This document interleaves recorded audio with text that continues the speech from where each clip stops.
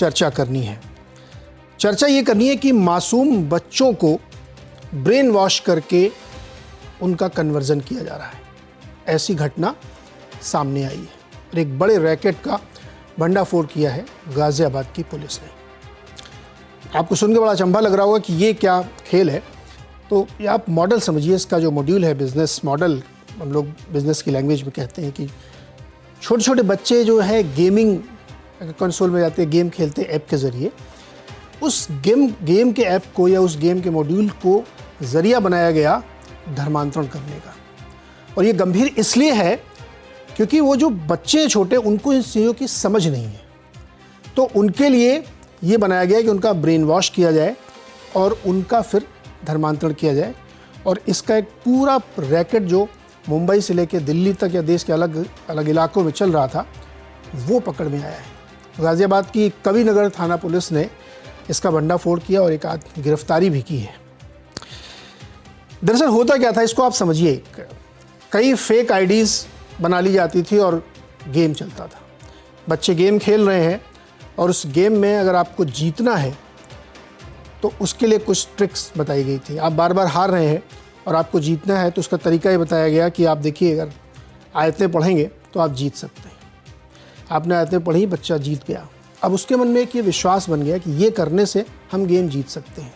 उसका बहुत छोटा सा एक माइंड फ्रेमवर्क है जिसके अंदर वो सोचता है, और इसी को हथियार बनाया गया और इसके ज़रिए बच्चों को बरगलाया जाने लगा। बच्चे गेम खेल रहे हैं, वो जीत रहे हैं, उनका विश्वास बन रहा है ये होगा। फोर्टनाइट नाम का एक ऐप था जिसके ज़रिए ये काम की जाती थी। एक जैन बच्चा जो गाज़ियाबाद में था, उसके माँ बाप ने इसको ट्रैक किया कि मेरा बच्चा जो है कहाँ जा रहा है, उसको पकड़े। उसका पीछा किया तो वो एक दिन गया और नमाज़ पढ़ने चला गया। वापस आया तो बोला कि हमें तो यही अच्छा लगता है। जब पूरी तहकीकात की गई तो पता चला कि ये एक खेल में धर्मांतरण का रैकेट चल रहा है।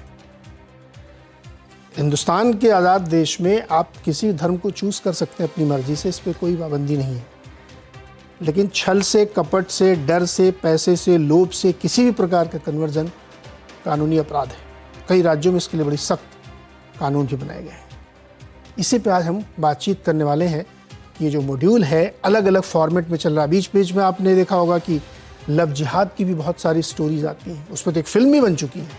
तो बच्चों के लिए एक अलग मॉड्यूल, लड़कियों के लिए अलग मॉड्यूल, नौकरी दिलाने के लिए अलग मॉड्यूल, तरह तरह की चीज़ें निकल के आ रही हैं। तो इस पर आज इसका विश्लेषण है, इसको समझने की कोशिश करेंगे कि ये जो खेल है बहुत ही खतरनाक है। क्योंकि जब आप बच्चों के इसमें जाते हैं, जो बच्चे समझदार नहीं है, जिनको अभी फ़र्क नहीं मालूम है, उनके ब्रेन वॉश को किया जा रहा है।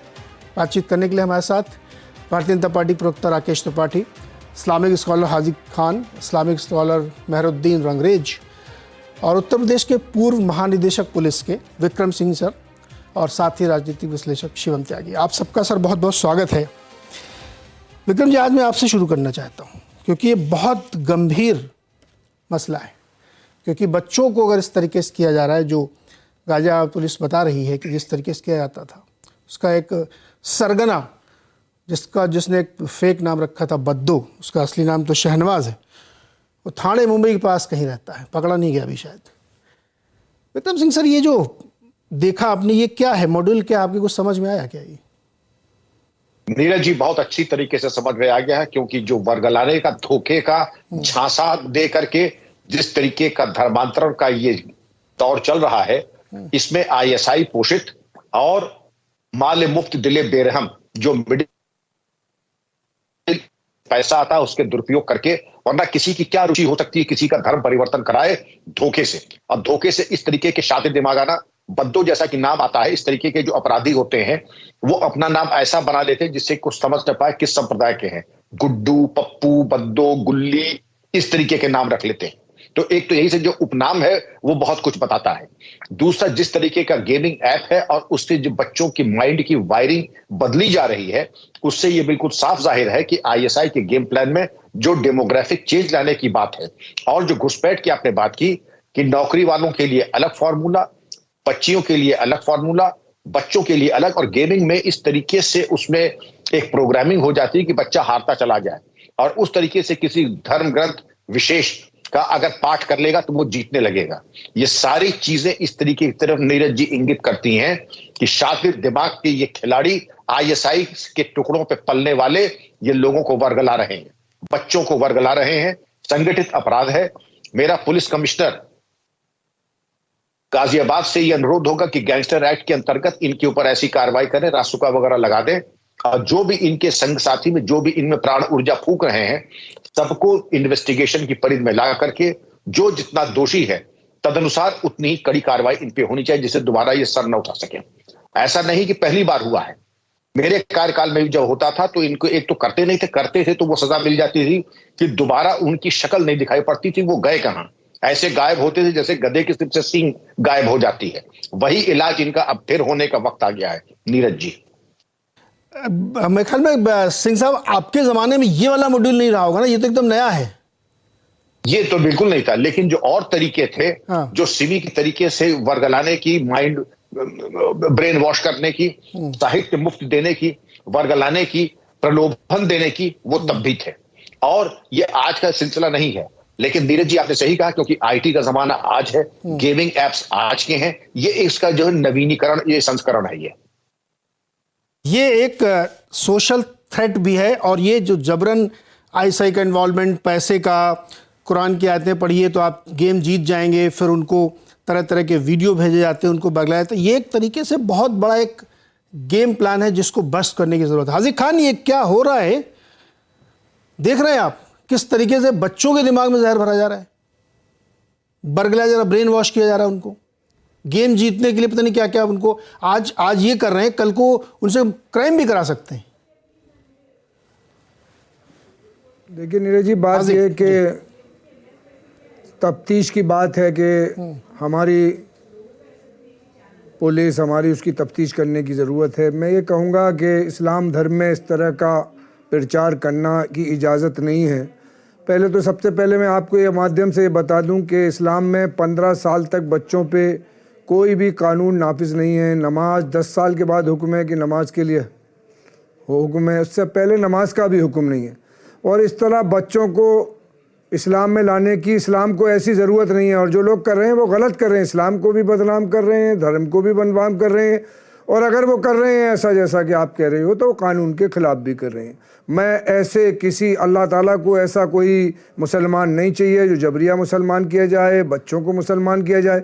जब बच्चों पर शरीयत का कानून नहीं है, दुनिया में जितने बच्चे पैदा हो रहे हैं और जो नाबालिग होकर दुनिया से चले जा रहे हैं, ये सारे के सारे जन्नत में जाएंगे। इन पर कोई धर्म की, कोई उन पर वो एंट्री नहीं की जाएगी, बल्कि खान ये हो रहा है ना, ये तो एक बहुत ही मदरहुड स्टेटमेंट आपने दे दिया, बट ये पुलिस ने इस रैकेट को पकड़ा है, बस्ट किया है इसको। हाँ ठीक है, इसमें फर्दर आगे जांच होगी, हम भी उसका इंतजार करेंगे, लेकिन प्राइमा फेसाई तो सामने निकल के आ रहा है ना। ये वो बच्चे पकड़े गए हैं जिनका ब्रेन वॉश किया गया है। देखिए जो कर रहा है वो जुर्म कर रहा है। मैंने तो कह रहा हूँ नहीं, ऐसे मुजरिम, ये इस्लाम नहीं कह रहा है। जब इस्लाम जिस चीज़ की इजाज़त नहीं दे रहा है वो कर रहा हूँ मैं, तो मैं मुजरिम हूँ उसके एतबार से, कानून के एतबार से भी हूँ।